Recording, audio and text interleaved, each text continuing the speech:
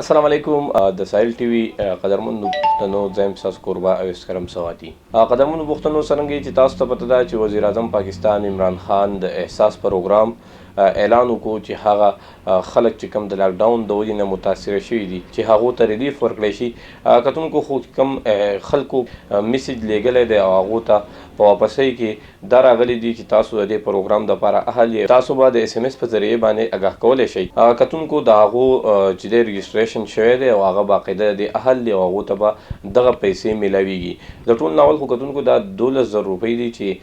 په 3 میاشتو باندې به دا تقسیمیږي او په هره میاشت کې به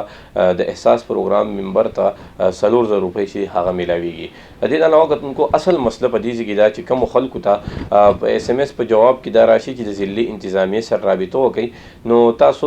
پریشانه کیږئ مو د هغې یو ډېر اسان حل دی انلاین رجسټریشن دی اول خو دا تاسو چې دی نو هر سړی د چا سره چې انډرایډ فون چې دی نو هغه په جیب کې پروت دی هغه کس په خپله دا رجسټریشن چې دی نو هغه په خپله کولی شي او په قطارونو کې ودرېدو ته ضرورت نشته چې په محلو کې کم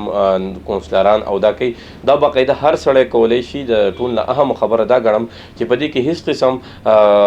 انوالمنټ نشته که د هغه د اسسټنټ کمیشنري او که هغه د ډپټي کمیشنري باقاعده هر سړی د خپل موبایل نه رجسټریشن کولی شي دا اندراج کول دي چې ستاسو اندراج وشي نو هغې دپاره اسان حل دا دی چې تاسو په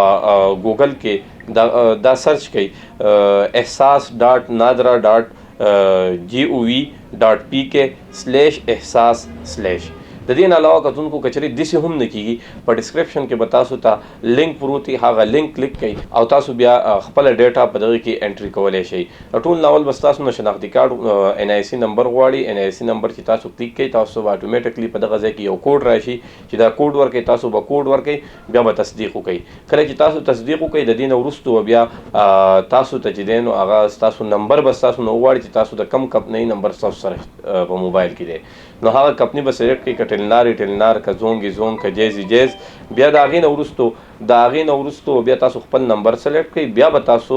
دوباره تاسو ته یو کوډ راغلی هغه کوډ به ووایي په سکرین باندې به تاسو ته هغه کوډ د موبایل نمبر نه لاندې شو کیږي په میسج کې به نه راځي باقاعده انلاین به تاسو ته دغه کوډ شو کیږي هغه به ورکوئ د دې نه وروستو بیا تاسو چې دی نو هغه دوباره تصدیق وکړئ نو بیا به تاسو ته د دغې سړي شناختي کارډ نمبر څوک چې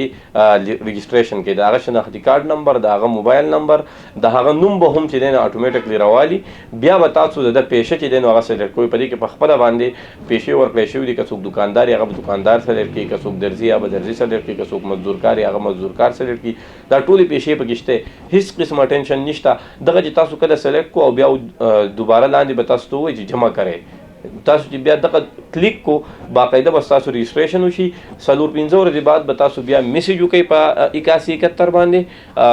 او خپل شناختي کارډ نمبر به ورته هغه شان ولېږئ د دې دپاره د رجسټریشن دپاره نه رجسټریشن به ستاسو شي صرف د دې دپاره چې هغه وګوري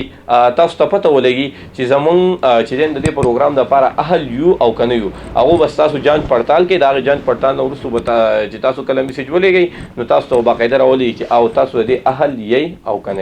تفصیلات مې ستاسو سره ځکه شیر کول چې ډېر اهم دي چې زموږ د ملک او بیا خصوصا زموږ د پښتنې سیمې چې کوم متاثره شوي خلک دي هغو ته پیدا میلاو شي او بل دا چې ضرور چینل سبسکرایب کړئ چې داسې اهم ویډیوګانې راځي موږ به یې ستاسو سره شریک کوو